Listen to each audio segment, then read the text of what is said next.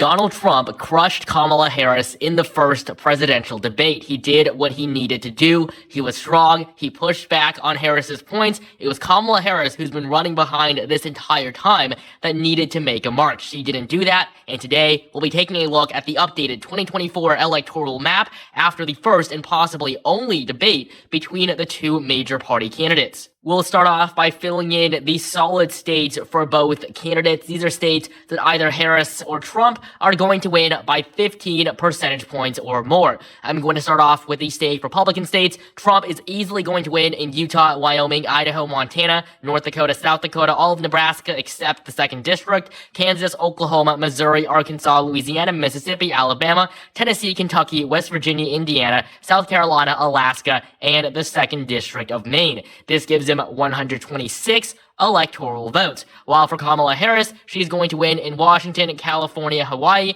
as well as Vermont, Massachusetts, Connecticut, Rhode Island, Maryland, the District of Columbia, and the 1st District of Maine. She trails with just 109 electoral votes. Moving on now to the likely states, these are going to be noticeably more competitive, although one candidate will still maintain a strong advantage. So we're going to begin with the states that Trump is going to win by 7 to 15 points. Beginning in the Midwest with Iowa and Ohio, two states that Trump has completely transformed since he first entered politics 9 years ago. In 2012, Iowa and Ohio were still very competitive. They voted for Obama. 8 years before, in 2004, they both went to George W. Bush. But in 2016, Trump shifted Iowa 15 points to the right and Ohio nearly 12, and he won both of these states by likely margins. In 2020, when people said Joe Biden could win Iowa or Ohio or at least make it more competitive, Trump won these states again by virtually the same margin. In 2022, the Republican governors of both Iowa and Ohio won their re-elections by solid 20-point margins. On the presidential level, these two states are going to be more competitive, but there's no doubt they will go in favor of the former president for a third time in a row. Moving down south to Texas, we have another state that Democrats thought they could win 4 years ago. Joe Biden, in the end, didn't really come close. The polling said Trump is only going to carry the Lone Star State by 1%. He ended up winning it by 6 times that margin, and today he's on track to winning it by at least double digits. He might even win it by over 15, but for right now, we will place Texas in the likely red column, as no Republican has been able to cross that 15-point threshold since Mitt Romney in 2012. We have another huge prize for the former president, and that comes in the form of Florida, another 30 electoral votes. This is a huge gain for Republicans now that Florida is no longer competitive. For 3 decades, this was the ultimate battleground state. Whoever won Florida almost always ended up winning the election. That didn't happen in 2020, though, when Donald Trump won Florida by a larger margin than he did in 2016. In fact, this was the best performance for any candidate of any party in the Sunshine State in 16 years. And in this election, Trump is probably going to win Florida by more than 7 points. It's going to be the best performance for a major party nominee in a presidential election since 1988. The Sunshine State is going to be the final likely red state on our map. And so with just these states that Trump is going to win by 7 points or more, he is already 51 electoral votes away from securing a second term. Before we continue, only 16% of you guys are actually subscribed, so please take the time to subscribe right now for more content like this leading up to the election in November.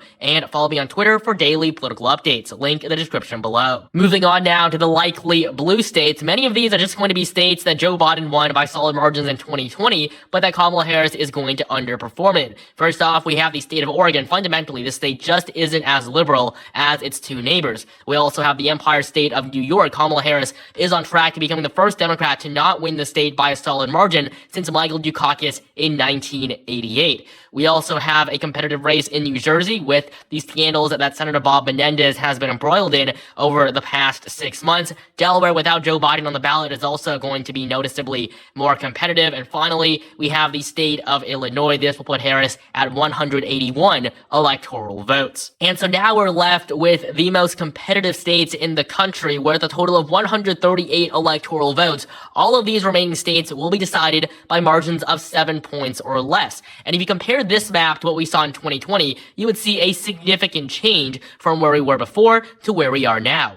4 years ago, states like Minnesota, Colorado, Virginia, New Hampshire, and Maine all would have gone blue. Already at this point, they all voted for Joe Biden by more than 7 points. But Kamala Harris is not going to perform nearly as well as the incumbent president did in 2020. And so we're now going to fill in the lean states for both candidates. These states will be decided by margins of 2 to 7 points. This is where you can really get these upsets. These states genuinely could go either way, but there is still one candidate that is favored. Beginning with the lean Harris states, we're going to start in Colorado. I have her winning by just under 7 points. I don't really see a pathway to victory for Trump in Colorado, but it is important to note that Joe Biden carried this state by 14 points in the last election. It was so close to being solid blue, but just 4 years prior, Hillary Clinton only won the state by 4.9%. We're probably going to see a margin more similar to that of Clinton's than that of Biden's. And so Kamala Harris will get the 10 electoral votes, but it's going to be a lot more difficult than it was for her predecessor.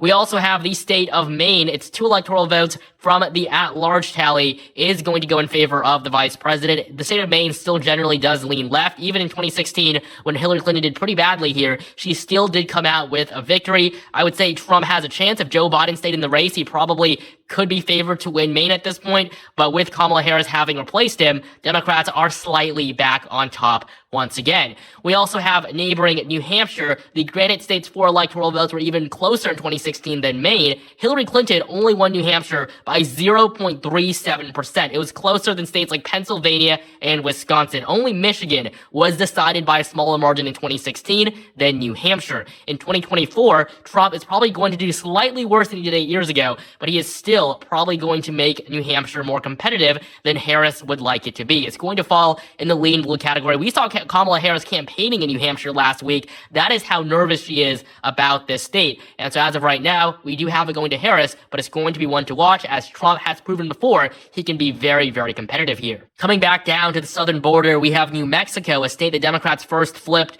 in 2008. Barack Obama won the state by 15 points. No Democrat has been able to outdo him since, not even himself, in 2012. And so New Mexico is only going to shift more and more back to the GOP as the state's Hispanic population makes up a majority of the electorate, and Hispanics are generally moving to the right, as with basically every single minority group. And so Kamala Harris is on track to win New Mexico, but Democrats are going to slip here in the next few decades. It could go red as soon as the early 2030s. And finally, in the Midwest, we have Minnesota, a state that hasn't gone red since 1972, when George McGovern was the Democratic Party nominee. It was the only state that didn't vote for Ronald Reagan in his 1984 landslide over Walter Mondale. And so today, Minnesota is shifting to the right, just like the other Midwestern states. This entire region is becoming more and more favorable for the GOP. But at this point, Minnesota is slightly more liberal than Wisconsin, Michigan, and Pennsylvania. And with Kamala Harris having chosen Tim Walz to be her running mate, that is the only reason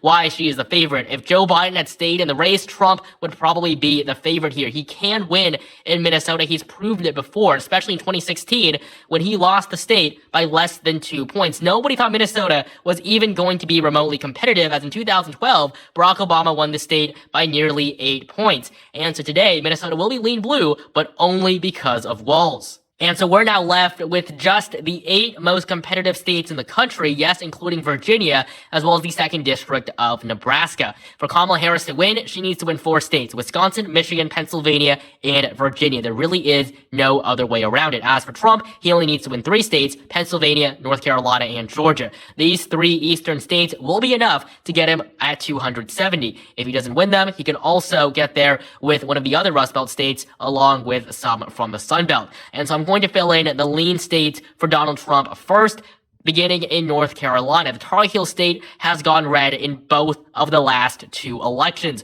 Trump defeated Biden here by 1%. In 2016, he defeated Clinton by nearly 4%. Kamala Harris is not going to win a state that Joe Biden couldn't even win in 2020. Biden was a much stronger nominee in 2020, not in 2024. Obviously, in 2024, Biden was the worst person Democrats could have put up there. That's very, very clear. But in 2020, Joe Biden probably was the best nominee for the Democratic Party. And even then, he couldn't win North Carolina. Kamala Harris is not going to do it now. Moving on to 2 other key Sunbelt states, Arizona and Georgia. They were decided by incredibly thin margins in 2020. Georgia by 0.24%, Arizona by 0.31%. Today, these states favor Trump a lot more than they did last time. Joe Biden, who once again was the best person Democrats could have chosen in 2020. He won these states by basically the smallest margins possible. In 2024, Trump is in a noticeably better position. 4 years ago, every single poll from these states said Joe Biden was going to win. Today, we have basically the exact opposite. Trump is the one that is favored in the polling, which almost always underestimates him. And so that is why Arizona and Georgia are both going to vote for Donald Trump for a second time after he lost it in 2020.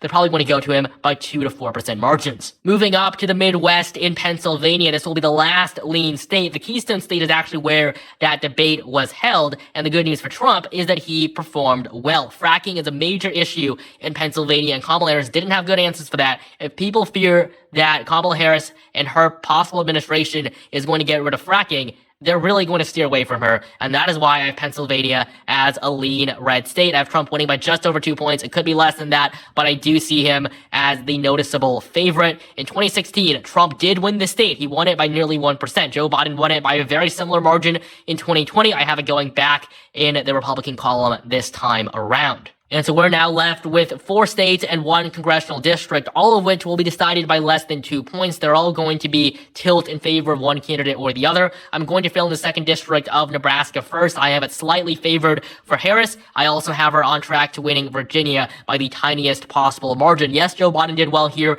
in 2020, but Republicans won the governorship, the lieutenant governorship, and the office of the attorney general in 2021. Just 1 year later, Republicans are seeing a resurgence in Virginia. 2021 was the first time they won any statewide elections in the state since 2010. And so Trump is going to be very competitive here, but at the moment, considering the electoral history of the state, I do have Kamala Harris just slightly ahead. However, in Nevada, this is another state where Democrats should be ahead. They haven't lost this state since 2004. That was coincidentally the last time that Republicans won Virginia too. But Donald Trump is now the favorite in the Silver State, a state he has never won before. He lost it by 2.4% to both Hillary Clinton and Joe Biden in the last 2 elections. But today, he leads in the polling average. He's been ahead throughout the entire year. I have winning by just over 1%. Donald Trump is the slight favorite in Nevada. And finally, Wisconsin and Michigan. Generally, Michigan votes to the left of both Wisconsin and Pennsylvania, while Wisconsin is the most conservative out of the 3. But since Kamala Harris chose Tim Walz to be her running mate for Wisconsin, which neighbors Minnesota, it's probably going to vote to the left of Pennsylvania. However, that's probably not going to be enough for her. I do have Donald Trump winning both of these close states, just like he did in 2016. The Rust Belt tends to vote together, like he saw in 2020 when Joe Biden narrowly flipped these states back. But against Kamala Harris, I do see Trump performing even better than he did against Hillary Clinton 8 years ago. And so after the first presidential debate between Kamala Harris and Donald Trump, Kamala Harris did not do what she needed to get done. Donald Trump is still the overwhelming favorite in the 2024 election. He's on track to win 312 electoral votes to the vice president's 226. This would be the worst Democratic performance since Michael Dukakis in 1988. Thank you guys so much for watching. Make sure you like, comment, and subscribe right now for more content like this leading up to the election in November.